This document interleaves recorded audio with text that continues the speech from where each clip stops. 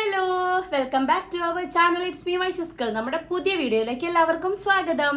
അപ്പം ഇന്നത്തെ വീഡിയോ എന്താണെന്ന് വെച്ചിട്ടുണ്ടെങ്കിൽ +1 +2 കഴിഞ്ഞിട്ട് എൻട്രൻസ് കോച്ചിങ്ങിന് പോകുന്നതിനോട് എന്താണ് അഭിപ്രായം, അല്ലെങ്കിൽ എന്തായിരുന്നു എൻ്റെ ഒരു എക്സ്പീരിയൻസ് എന്ന് കുറേ പേര് ചോദിച്ചിട്ടുണ്ടായിരുന്നു.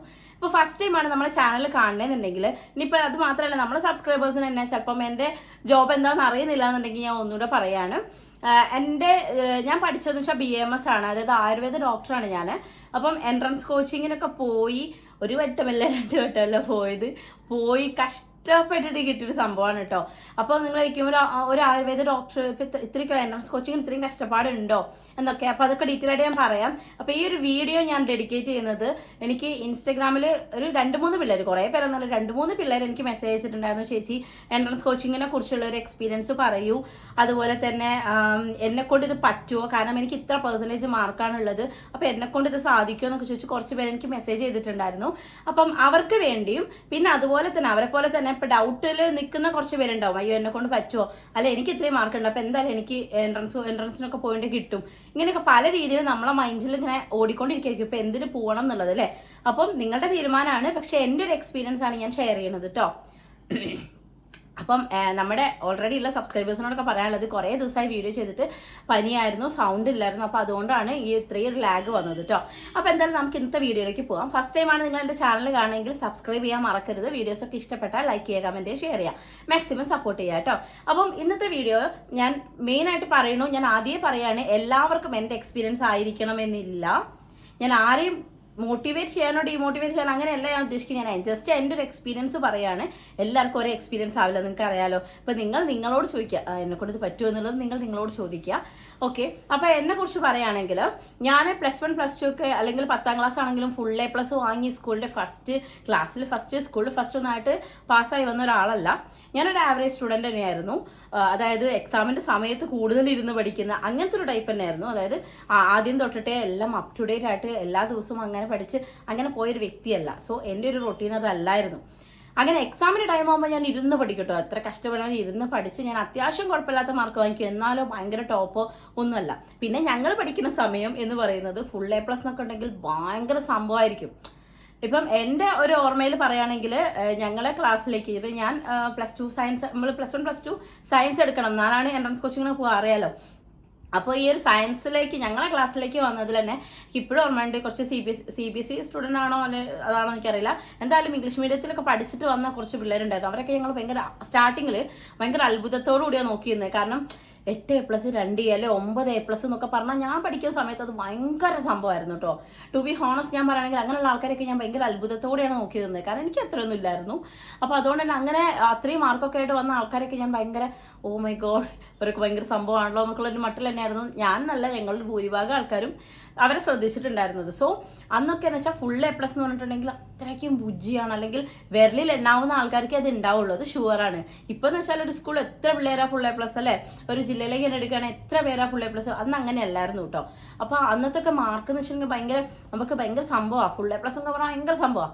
അപ്പം അങ്ങനെ ഒരു ആവറേജ് സ്റ്റുഡൻ്റ് ആയിട്ടുള്ള ഞാൻ, എൻ്റെ സ്വപ്നത്തിൽ പോലും ഇല്ലാത്തൊരു സാധനമാണ് എൻട്രൻസ് എഴുതുക, ഡോക്ടർ ആവുക അങ്ങനെ എന്നുള്ളത്. ഞാൻ സത്യം പറഞ്ഞാൽ എനിക്ക് ഒരു എയിമും ഇല്ലാത്തൊരു വ്യക്തിയായിരുന്നു ഞാൻ എന്ന് വേണേൽ പറയാം. കാരണം എന്താ നോക്കാം, അതിനനുസരിച്ച് പോവാം എന്നൊരു മൈൻഡ്. കാരണം ടീച്ചറാണോ, എനിക്ക് ടീച്ചറാവാൻ ഭയങ്കര ഇഷ്ടമാണ്, ഡോക്ടറാണോ എനിക്ക് അത് ഭയങ്കര ഇഷ്ടമാണ്.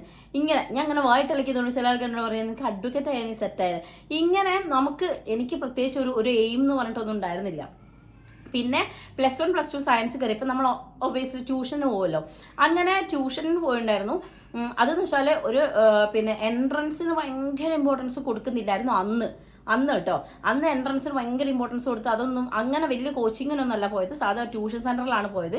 പക്ഷെ മക്കളെ, ആ ട്യൂഷൻ സെൻറ്ററിൽ പോയതുകൊണ്ട് മാത്രമാണ് ഞാനൊക്കെ കെമിസ്ട്രിക്ക് നല്ല മാർക്ക് വാങ്ങിച്ച് പാസ്സായത്. കാരണം കൂടെ പഠിച്ച ആരെങ്കിലുമൊക്കെ ഉണ്ടെങ്കിൽ അറിയാൻ പറ്റുമായിരിക്കും, ഞാൻ കാറ്റലിസ്റ്റ് എന്ന് പറഞ്ഞൊരു ട്യൂഷൻ സെൻറ്ററിലാണ് പഠിച്ചിട്ടുണ്ടായിരുന്നത്. അവിടെ ആ സമയത്തുള്ള കാര്യം കേട്ടോ, ഞാൻ പഠിച്ച സമയത്തുള്ള എക്സ്പീരിയൻസ് എനിക്ക് പറയാൻ പറ്റത്തുള്ളൂ.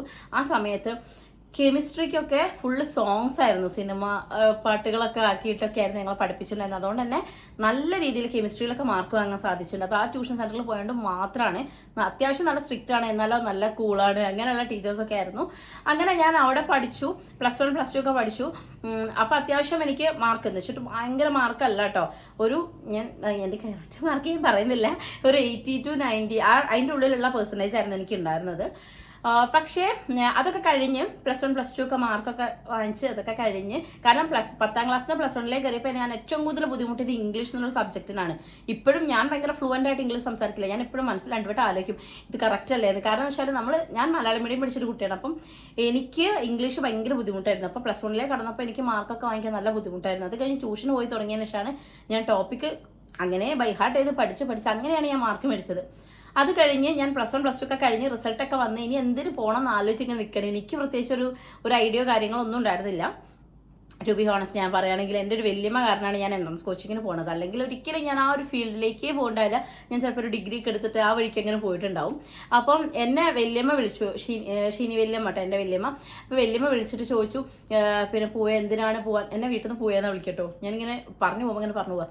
ഓക്കെ പൂവേ നീ എന്തിനാ പോകുന്നത് എന്നൊക്കെ ചോദിച്ചപ്പോൾ ഞാൻ വലിയൊരു ഐഡിയ ഒന്നും ഇല്ലാതെ അങ്ങനെ നിന്നപ്പോൾ പറഞ്ഞു നിനക്ക് എൻട്രൻസ് കോച്ചിങ്ങിന് പോയിക്കൂടെ, ട്രൈ ചെയ്തുകൂടെ, പഠിച്ചിട്ടുണ്ടെങ്കിൽ കിട്ടില്ലേ എന്നൊക്കെയുള്ള രീതിക്കൊക്കെ പറഞ്ഞു.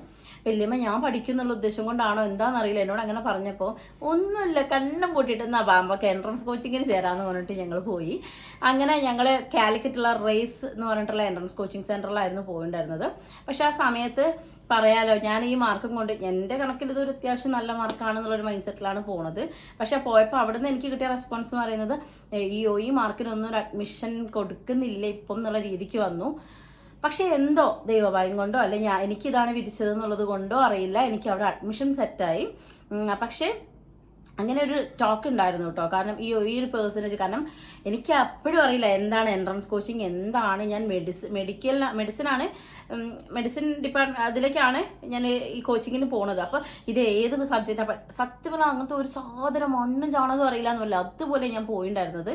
അങ്ങനെ ഞാൻ പോയി, അങ്ങനെ എനിക്ക് അഡ്മിഷൻ കിട്ടി. എനിക്ക് അപ്പോഴും വിശ്വാസം ഉണ്ടായിരുന്നില്ല. പക്ഷേ ഞാൻ പറയട്ടെ, നിങ്ങൾ ആരെങ്കിലും എൻട്രൻസ് കോച്ചിങ്ങിന് ജോയിൻ ചെയ്യണം താല്പര്യപ്പെടുകയാണെങ്കിൽ ഒരിക്കലും എൻ്റെ ഒരു അഭിപ്രായത്തിൽ ഞാൻ പറയാണ് ഡേ സ്കോളർ ആവാണ്ടിരിക്കുക. ഹോസ്റ്റലിൽ പോയി നിന്ന് അതിന് വേണ്ടി കഷ്ടപ്പെട്ട് പഠിച്ചാൽ നിങ്ങൾക്ക് കിട്ടും.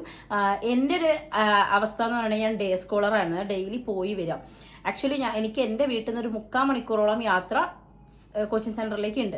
അപ്പോൾ ഇത്രയും ടൈം ഞാൻ ട്രാവലിന് തന്നെ കളയും.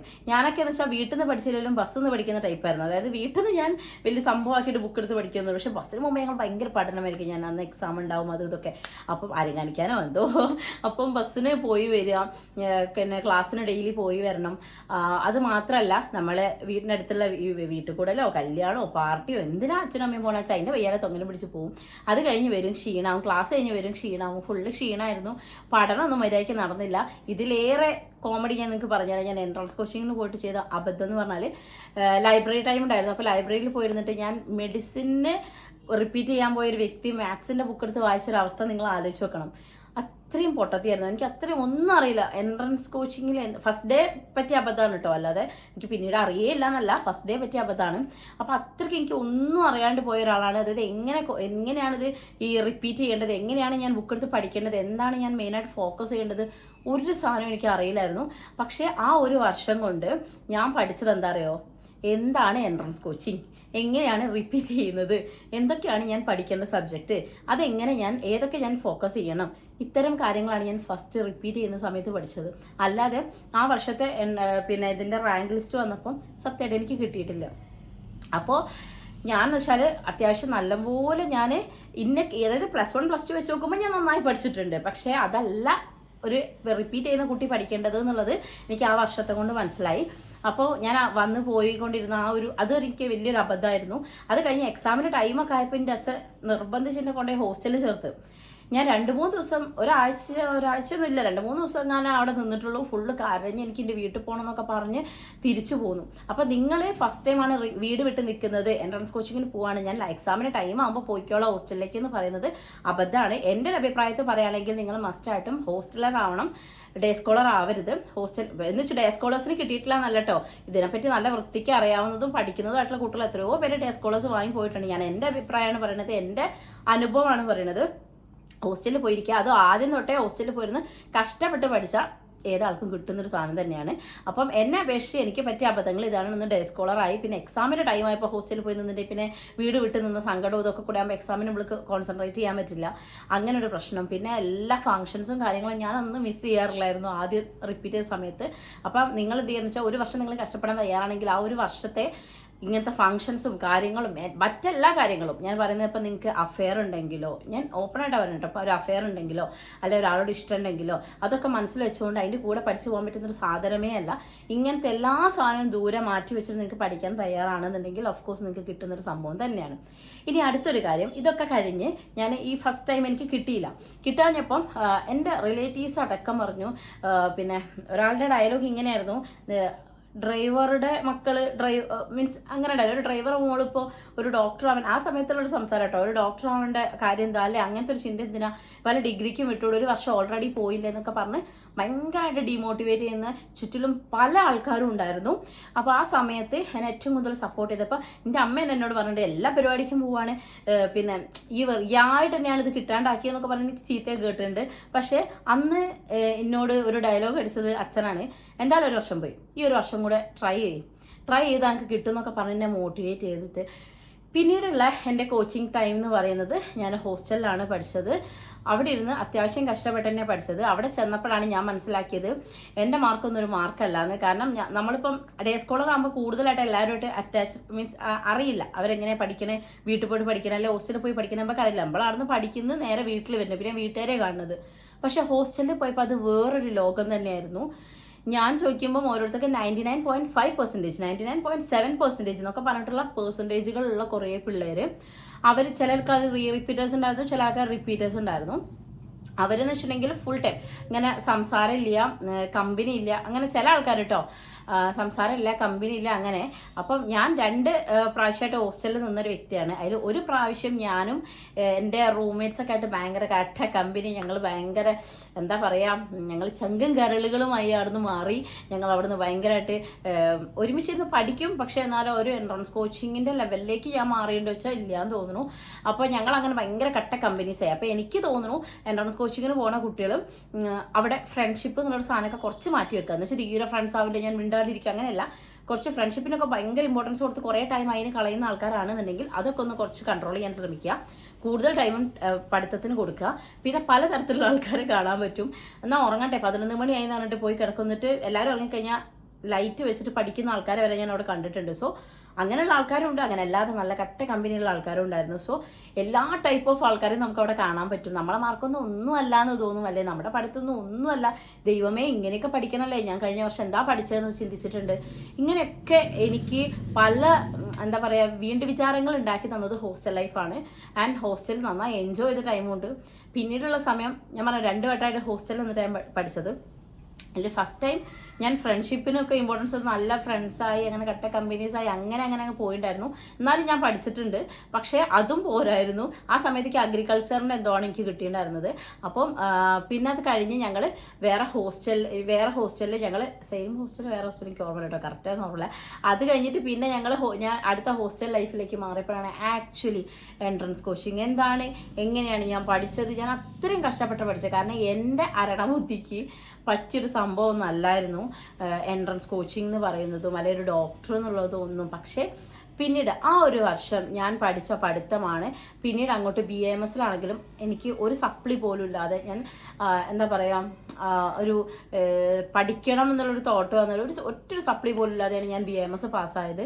പക്ഷെ അതിനൊക്കെ എന്നെ കാലിബർ ഉള്ള ഒരാളാക്കി മാറ്റിയത് ഈ ഒരു കാലയളവാണ്, എൻട്രൻസ് കോച്ചിങ്ങിന് പോയ ടൈം. ആ ടൈമാണ് എൻ്റെ ഉള്ളിൽ എനിക്ക് ഇങ്ങനെയും പഠിക്കാൻ പറ്റും, അല്ലെ എനിക്ക് ഇങ്ങനെയും കഴിവുകളുണ്ട്, അല്ലെ എനിക്ക് ഇങ്ങനെ ഇരുന്ന് പഠിക്കാൻ പറ്റും എന്നുള്ളത് എനിക്ക് പഠിപ്പിച്ചു തന്നത് ആ ഒരു കാലയളവാണ്. നമ്മൾ +1 +2 പഠിച്ചത് നിങ്ങളെ എനിക്കറിയില്ല, ഞാൻ +1 +2 പഠിച്ചത് ഒരു നോർമൽ എന്താ പറയുക, ഞാൻ പറയില്ല എക്സാമിൻ്റെ ടൈം ആകുമ്പോൾ ഇരുന്ന് പഠിക്കുന്ന ഒരു നോർമൽ സ്റ്റുഡൻറ്റ്, ഒരു ആവറേജ്, ബിലോ ആവറേജ് എന്ന് പറയാൻ പറ്റില്ല, എബോ ആവറേജ് എന്ന് പറയാത്ത ഒരു ആവറേജ് സ്റ്റുഡൻ്റ് ആയിട്ടാണ്. ആ ഒരു ആവറേജ് സ്റ്റുഡൻറ്റിനെ ഈ ഒരു കാലയളവ് പഠിപ്പിച്ചത് എനിക്കിങ്ങനെ പഠിക്കാനൊക്കെ പറ്റും. ഞാൻ പഠിച്ചിട്ടുണ്ടെങ്കിൽ എൻ്റെ തലയിൽ നിൽക്കും എന്ന് ആദ്യമൊക്കെ ഞാൻ അരണബുദ്ധിയാന്ന് വിചാരിച്ചിട്ടുണ്ടായിരുന്നു, പഠിക്കുക മറക്കുക അങ്ങനെ. പക്ഷെ പിന്നീട് ഞാൻ പഠിച്ചതും എനിക്കത് യൂസ്ഫുൾ ആയ വിധവും പിന്നെ അതുപോലെ ബാക്കി എനിക്കത് കിട്ടി, എൻട്രൻസ് എഴുതി കിട്ടി. BAMSനാണ്, ഗവൺമെൻറ് കോളേജിലാണ് കിട്ടിയിട്ടുണ്ടായിരുന്നത്. പരിയാരം ഗവൺമെൻറ് ആയുർവേദ കോളേജിലാണ് ഞാൻ പഠിച്ചത്. അപ്പോൾ അവിടേക്ക് എത്തിയപ്പോഴും പലരും, അതായത് ഇപ്പോൾ ആദ്യം പറഞ്ഞില്ലേ ഒരു ഡ്രൈവർ അല്ലേ, ഇപ്പോൾ നീ എന്തിനാ ഡോക്ടർ എന്നുള്ളൊക്കെ ലെവലിലേക്ക് ചിന്തിക്കണം. അല്ലെങ്കിൽ പിന്നീട് ഞാൻ എൻ്റെ ഫ്രണ്ട്സോ അല്ലെങ്കിൽ എൻ്റെ കൂടെ പണ്ട് പഠിച്ചവരൊക്കെ എന്താ ചെയ്യണമെന്ന് വയ്ക്കുമ്പോൾ ഞാൻ ഡോക്ടറെന്ന് പറയുമ്പോൾ നീ ഡോക്ടറോ എന്നൊക്കെ ചോദിച്ച ആൾക്കാരുണ്ട്. അപ്പോൾ എന്ന് വെച്ചിട്ടുണ്ടെങ്കിൽ നമ്മളെ കാണുന്നത് ഇപ്പം അത്രയും പഠിപ്പിസ്റ്റായിട്ടല്ലല്ലോ ആരും കണ്ടിട്ടുണ്ടായിരുന്നത്. പക്ഷേ പിന്നീട് എനിക്ക് ഈ ഒരു അച്ചീവ്മെന്റ് ഉണ്ടായിട്ടുണ്ടെങ്കിൽ ഞാൻ നല്ലപോലെ കഷ്ടപ്പെട്ടിട്ടുണ്ട് ഒരു സമയം. പിന്നെ ഒരുപാട് കാര്യങ്ങൾ വേണ്ടാന്ന് വെച്ചിട്ടുണ്ട്. അതായത് ഒരുപാട് കാര്യങ്ങൾ എൻ്റെ ലൈഫിൽ ഫങ്ഷൻസ് ആയിക്കോട്ടെ, അല്ലെങ്കിൽ ഞങ്ങൾ തമ്മിലൊരു അഫെയർ ആയിക്കോട്ടെ, എൻ്റെ ഹസ്ബൻഡായിട്ട് ഒരു റിലേഷനിൽ ഉണ്ടായിരുന്ന ഒരു ടൈമായിരുന്നു. ആ ടൈമിൽ ബ്രേക്കപ്പും കാര്യങ്ങളൊക്കെ വന്നതും പിന്നെ എനിക്ക് വേറെ ഒന്നും വേണ്ട, ഇതെനിക്ക് എങ്ങനെയെങ്കിലും കിട്ടണം എന്നൊരു മൈൻഡ് സെറ്റിൽ വന്നിട്ടിരുന്ന് പഠിച്ചൊരു സമയം. സോ എനിക്ക് നിങ്ങളോട് പറയാനുള്ള ഇത്രയേ ഉള്ളൂ പിള്ളേരെ. എന്നോടൊരു കുട്ടി ചോദിച്ചത്, ചേച്ചി എനിക്ക് ഞാൻ പെർസെൻറ്റേജ് എന്ന് പറഞ്ഞില്ല, എത്ര പെർസെൻറ്റേജ് ആണുള്ളത്? ഒരു 80 ബിലോ ആയിട്ടാണ് ആൾ പറഞ്ഞത്, 80% ബിലോ ആയിട്ടാണ് പറഞ്ഞത്. എനിക്ക് ഇത്ര പെർസെൻറ്റേജ് ആണുള്ളത്. എന്നോട് പലരും പറയുന്നത് നിനക്ക് എൻട്രൻസ് ഒന്നും കിട്ടില്ല, നിനക്ക് അതൊന്നും കിട്ടില്ല, നീ അതൊന്നും നോക്കണ്ട എന്നുള്ള രീതിക്കാണ് പറയുന്നത്. എനിക്ക് കിട്ടുമോ എന്ന് എന്നോട് ചോദിച്ചു. ആ കുട്ടിക്ക് കിട്ടുമെന്നും കിട്ടൂലെന്നും ഞാൻ ഒരിക്കലും പറയില്ല. കാരണം എന്ന് വെച്ചിട്ടുണ്ടെങ്കിൽ എനിക്ക് കിട്ടിയിട്ടുണ്ടല്ലേ. അപ്പോൾ ഞാൻ കളഞ്ഞത് ചിലപ്പോൾ 1 വർഷം 2 വർഷം അല്ല, പക്ഷേ ഞാൻ അതിനിരുന്ന് പഠിച്ചൊരു സമയം. അപ്പോഴാണ് ശരിക്കും എങ്ങനെ റിപ്പീറ്റ് ചെയ്യണം, എൻട്രൻസ് എന്താണ് ബാക്കിയുള്ള പിള്ളേർ ചെയ്യുന്ന എഫേർട്ട് അതിനേക്കാളും മുകളിൽ ബീറ്റ് ചെയ്യണം. കാരണം ഇത് കോമ്പറ്റീഷനാണ് അല്ലേ. അപ്പം ഒരാൾ പഠിക്കുന്നുണ്ടെങ്കിൽ ആ ആൾ പഠിക്കുന്നതിനേക്കാളും കൂടുതൽ ഇരുന്ന് പഠിക്കണം അല്ലേ, അവരെക്കാളും കൂടുതൽ ടൈം സ്പെൻഡ് ചെയ്യണം അല്ലേ, അവരെക്കാളും കൂടുതൽ പ്രൊഡക്റ്റീവായിട്ട് പഠിക്കണം എന്നൊരു കാര്യമൊക്കെ എനിക്ക് മനസ്സിലായി തുടങ്ങിയത് ഈ കോച്ചിങ്ങിനൊക്കെ വന്നതിന് ശേഷമാണ്. സോ നിങ്ങൾക്ക് അങ്ങനെയും എഫേർട്ട് എടുക്കാൻ പറ്റുമെന്നുണ്ടെങ്കിൽ നിങ്ങൾ ഇപ്പോഴത്തെ മാർക്ക് നോക്കി പിന്നോട്ട് നിൽക്കേണ്ട ആവശ്യമില്ല. എന്ന് വെച്ച് ഞാൻ പറയട്ടെ, നിങ്ങളടുത്ത് 99.something% ആൾക്കാർക്ക് കിട്ടാണ്ടായൊരു ചരിത്രമുണ്ട്. ഓക്കെ, നമ്മുടെ കൂടെ തന്നെ റിപ്പീറ്റ് ചെയ്ത കുട്ടികൾക്ക് പിന്നീട് ഞാൻ അന്വേഷിക്കും, മേഡം എന്താ ചെയ്യുന്നത് വെച്ചാൽ ഞാൻ മെഡിസിന് റിപ്പീറ്റ് ചെയ്തിട്ട് എഞ്ചിനീയറിംഗ് കിട്ടി അതിൽ പോയ ആൾക്കാരൊക്കെ ഉണ്ട്. അപ്പം അത് മോശമെന്നല്ല ഞാൻ പറയണത്. അപ്പം നമ്മളെ മാർക്ക് അല്ല എന്നാണ് എനിക്ക് തോന്നുന്നത്. നമ്മളെ മാർക്ക് മാത്രമല്ല നമ്മുടെ റിസൾട്ട് ഡിപ്പെൻഡ് ചെയ്യണത്. നമ്മുടെ ഒരു ഉറച്ച നിലപാട്, നമുക്ക് ഇരുന്ന് പഠിക്കാൻ പറ്റും. അല്ലെങ്കിൽ നമ്മൾ ആദ്യം കാണിക്കുന്ന ചില ആൾക്കാർ എന്നെ പോലെ ആയിരിക്കും, ആദ്യം കാണിക്കുന്ന ഒരു ആവേശം ഉണ്ടാവും, പിന്നെ അതിങ്ങനെ കട്ടിറങ്ങിക്കൊണ്ടിരിക്കും. അതായത് ആദ്യം നമ്മൾ പോയപാടും ബുക്ക് എടുക്കുന്നത്, നമ്മൾ നോർമലി എങ്ങനെയല്ലേ 10ാം ക്ലാസ് കഴിഞ്ഞാൽ അല്ലെങ്കിൽ ഓരോ വർഷവും സ്റ്റാർട്ടിങ്ങിൽ ബുക്കിൽ വൃത്തിക്ക് എഴുതുന്നു, ഞാൻ ഇനി മുതൽ പഠിക്കും, ഡെയിലി പഠിക്കും എന്നൊക്കെ പറഞ്ഞ് ഭയങ്കരമായിട്ടുള്ള പ്രതിജ്ഞകളൊക്കെ എടുത്ത് പോവും. ചിലപ്പോൾ 1 ആഴ്ച 2 ആഴ്ച കഴിയുമ്പോൾ നമ്മളെ കട്ടടങ്ങും, പിന്നെ നമ്മൾ പണ്ടത്തെ അതേ അവസ്ഥയിലേക്ക് വരും. അങ്ങനെയുള്ള ആൾക്കാരാണെങ്കിൽ നിങ്ങൾ അത് മാറ്റിയിട്ട് പോവുക എന്നാണ് എനിക്ക് പറയാനുള്ളത്. രണ്ടാമത്തെ കാര്യം, നമുക്ക് വീട്ടിൽ എല്ലാ ഫംഗ്ഷനും കൂടണം, നാട്ടിൽ എല്ലാ ഫംഗ്ഷനും വേണം, വീട്ടിൽ എപ്പോഴെപ്പോഴും പോകണം, അമ്മേനെ അച്ഛനെ എപ്പോഴും കാണണം, വീട്ടിലിരിക്കണം എന്നൊരു ചിന്ത ഉണ്ടെങ്കിൽ അതും മാറ്റുക. എന്ന് വെച്ചാൽ ഡേ സ്കോളേഴ്സിന് കിട്ടിയിട്ടില്ല എന്നല്ല, എൻ്റെ കൂടെ റിപ്പീറ്റ് ചെയ്ത സമയത്ത് ഒരുപാട് ഡേ സ്കോളേഴ്സ് നല്ല രീതിയിൽ അച്ചീവ് ചെയ്തവരുണ്ട്. പക്ഷെ അവർക്ക് അതിനുള്ള കാലിബർ ഉണ്ടായിരുന്നു. +1 +2 തൊട്ടേ അവർ നല്ല രീതിക്ക് അങ്ങനെ ഇരുന്ന് പഠിച്ച കുട്ടികളാണ്. അപ്പോൾ നമ്മുടെ റൊട്ടീൻ തന്നെ നല്ല രീതിയിൽ ചേഞ്ച് ആവും. എന്നെപ്പോലുള്ള ആളാണെങ്കിൽ എന്തായാലും ചേഞ്ച് ആവും. അപ്പോൾ റൊട്ടീനിന് നല്ല ചേഞ്ച് ഉണ്ടാവും. പിന്നെ നിങ്ങളുടെ ഇഷ്ടം പിന്നെ വെറുതെ അതായത് ഞാൻ പോയിട്ട് ഞാൻ കളിച്ച് നടക്കുമെന്ന് ഉറപ്പുള്ള ആൾക്കാരാണെങ്കിൽ ഞാൻ പറയുന്നത് നിങ്ങൾ വെറുതെ 1 വർഷം കളയരുത്. പക്ഷെ അതല്ല, ഞാൻ ഇരുന്ന് പഠിക്കും, എനിക്കിത് നേടിയേ പറ്റും എന്നുള്ള വാശിക്ക് ആണെങ്കിൽ നിങ്ങൾക്ക് ഇപ്പോൾ 75% ആയിക്കോട്ടെ 80% ആയിക്കോട്ടെ നിങ്ങൾക്ക് കിട്ടും. കാരണം എനിക്ക് കിട്ടി, നിങ്ങൾക്കും കിട്ടും. അപ്പം അത് നിങ്ങൾ മനസ്സിലാക്കുക. എനിക്ക് ഇതിനെക്കുറിച്ച് ഒരു ധാരണയില്ലാതെ പോയതുകൊണ്ടാണ് എനിക്ക് ഈ ഇത്രയൊരു വർഷം വെറുതെ കളയേണ്ടി വന്നത്. പക്ഷെ അത് വെറുതെ കളഞ്ഞു എന്ന് ഞാൻ വിചാരിക്കില്ല. കാരണം എനിക്കിത് കിട്ടണമെങ്കിൽ ഞാൻ അത്രയും വർഷം എഫേർട്ട് എടുക്കുക തന്നെ വേണ്ടിയിരുന്നു. കാരണം അറിയാലോ, അത് ഞാൻ ഓൾറെഡി പറഞ്ഞാണല്ലോ, ഇതിനെക്കുറിച്ച് ഒരു മണ്ണും ചാണകവും അറിയാതെ പോകുന്ന ഒരാൾക്ക് ഇതെന്താന്ന് പഠിക്കാനുള്ളൊരു സമയമായിട്ടാണ് ഞാൻ ആദ്യത്തെ 1 വർഷത്തെ കാണുന്നത്. പിന്നെ റിപ്പീറ്റ് ചെയ്തപ്പോൾ എനിക്ക് കിട്ടിയെന്ന് പറയുന്നത് അത്രയും സന്തോഷമുള്ളൊരു കാര്യമാണ്. കാരണം ഡോക്ടർ എന്നുള്ള ഒരു എന്താ പറയുക, ഒരു പൊസിഷൻ എന്ന് പറയുന്നത് അത്രയ്ക്കും എനിക്കിഷ്ടപ്പെട്ട ഒരു എന്താ പറയുക ഒരു മേഖല തന്നെയാണ്. അപ്പം അത് മാത്രമല്ല, ഞാൻ നേരത്തെ പറഞ്ഞല്ലോ, ഒരു സപ്ലി പോലും വാങ്ങിക്കാതെ അത്യാവശ്യം നല്ല മാർക്കോട് കൂടിയാണ് ഞാൻ BAMS പാസ്സായത്. അപ്പം അതിനും എന്നെ ഹെൽപ്പ് ചെയ്തത് ഈ എൻട്രൻസ് കോച്ചിങ്ങിൻ്റെ ടൈം തന്നെയാണ്. കാരണം ആ സമയത്ത് ഞാനിങ്ങനെ നോട്ട്സ് പ്രിപ്പയർ ചെയ്യുന്നതും അങ്ങനെയൊക്കെ എനിക്ക് ചിട്ടവട്ടങ്ങൾ ഉണ്ടായത് ആ സമയത്താണ്. അല്ലാതെ ഞാൻ +1 +2 കഴിഞ്ഞിട്ട് ഞാൻ എന്ത് കുന്തത്തിന് പോയിട്ടുണ്ടെങ്കിലും ഞാൻ ചിലപ്പം എനിക്കറിയില്ല എനിക്ക് ഇത്രയും പഠിക്കാൻ പറ്റുന്നോ, അല്ലെങ്കിൽ ഇത്രയും ടൈം ഇരുന്നിട്ട് ടൈം സ്പെൻഡ് ചെയ്ത് ഇത്രയും പഠിക്കാൻ പറ്റുന്നൊന്നും ഞാൻ കരുതിയ ആളെ അല്ല. ഞാൻ കാണാത്ത സമയങ്ങളൊക്കെ ഞാൻ കണ്ടിട്ടുണ്ട്. ചില സമയം 3 മണി 4 മണിക്കൊക്കെ എണീറ്റിരുന്ന് പഠിച്ച സമയമുണ്ട്. കാരണം ടെൻഷൻ കൊണ്ടിട്ടോ, നല്ല ടെൻഷനുള്ള പരിപാടിയാണ് അത്, ഞാൻ ആദ്യമേ പറയാം. കാരണം എനിക്കൊക്കെ നല്ല ടെൻഷൻ ഉണ്ടായിരുന്നു. എക്സാമിന് അടുപ്പിച്ച് കൂടുതൽ കേട്ടോ, അല്ലാതെ എപ്പോഴും ടെൻഷൻ അടിച്ചു എന്നല്ല. എന്ന് വെച്ചാൽ ഫ്രണ്ട്സ് ഇല്ലാന്നുമല്ല, ഇപ്പോഴും കോൺടാക്റ്റ് ഉള്ള എൻട്രൻസ് കോച്ചിങ്ങിൻ്റെ സമയത്ത് കമ്പനി ആയിട്ടുള്ള ഇപ്പോഴും കോൺടാക്റ്റ് ഉള്ള പിള്ളേരുണ്ട്. അപ്പം ഫ്രണ്ട്ഷിപ്പും ഉണ്ടായിരുന്നു. പക്ഷേ അതിന് മാത്രം ഇമ്പോർട്ടൻസ് കൊടുത്തിട്ട് ഹോസ്റ്റലിലേക്ക് പോകരുത് മക്കളെ. നിങ്ങൾ നിങ്ങളുടെ പഠിത്തത്തിന് ഇമ്പോർട്ടൻസ് കൊടുക്കുക, അതിൻ്റെ കൂടെ ഫ്രണ്ട്ഷിപ്പ് ആയിക്കോട്ടെ എല്ലാം ഒരു മിതമായ രീതിയിൽ കൊണ്ടുപോവുക. എന്നിട്ട് കോച്ചിങ്ങോ കഴിഞ്ഞിട്ട് പിന്നെ നിങ്ങൾ കമ്പനി അടിച്ചോ. ഓക്കെ, അപ്പോൾ എനിക്ക് നിങ്ങളോട് പറയാനുള്ളത് അല്ലറ ചില്ലറ നമ്മളെ ബാക്കിയുള്ള കാര്യങ്ങളൊക്കെ അങ്ങ് മാറ്റി വെച്ചിട്ട് പഠിത്തം ഫോക്കസ് ചെയ്തിട്ടുണ്ടെങ്കിൽ ഓഫ് കോഴ്സ് നിങ്ങൾക്ക് കിട്ടും എന്ന് വെച്ചിട്ട് ഞാൻ നേരത്തെ പറഞ്ഞ പോലെ ആദ്യത്തെ ഒരു ആവേശം മാത്രമാണ്. പിന്നീട് അതില്ല എന്നുണ്ടെങ്കിൽ നിങ്ങൾ ദയവ് ചെയ്തിട്ട് പരിപാടിക്ക് പോകരുത്, വെറുതെ ഒരു വർഷം കളയണ്ട. അതല്ല എന്നുണ്ടെങ്കിൽ നിങ്ങൾ ധൈര്യമായിട്ട് പോവുക. കാരണം എൻ്റെ ഒരു അഭിപ്രായത്തിൽ എനിക്ക് കിട്ടിയിട്ടുണ്ടെങ്കിൽ ഏത് പൊട്ടനും കിട്ടുന്നതാണ് എനിക്ക് തോന്നുന്നത്. കാരണം ഞാൻ അങ്ങനെ ഇരുന്ന് പഠിക്കുന്നതോ ആയിട്ടുള്ള ഒരാളല്ല, അതുകൊണ്ടാണ് ഞാൻ പറയണത്. പിന്നെ കുറേ കാര്യങ്ങൾ സാക്രിഫൈസ് ചെയ്തിട്ടുണ്ട്. ഞാൻ പറഞ്ഞല്ലോ, ഞാൻ അമ്മേനെ അച്ഛനൊന്നും വിട്ട് നിൽക്കാത്ത ഒരാളായിരുന്നു. പിന്നെ ഹോസ്റ്റൽ ലൈഫ് തന്നെയാട്ടോ, പിന്നെ കുറേ കാലത്തെ ഹോസ്റ്റൽ ലൈഫ്, പിന്നെ അങ്ങനെ ശീലമായി. പക്ഷേ ഫസ്റ്റ് ടൈം ഹോസ്റ്റലിലേക്ക് പോകുന്ന ആൾക്കാരാണെങ്കിൽ ഞാൻ എക്സാമിൻ്റെ ടൈം ആകുമ്പോൾ പോയിക്കോളാം അമ്മയെ അച്ഛാന്ന് പറഞ്ഞിട്ട് നിൽക്കരുത്. അത് വലിയൊരു അബദ്ധമാണ്, അതെനിക്ക് പറ്റിയൊരു അബദ്ധമാണ്, അത് ചെയ്യരുത്.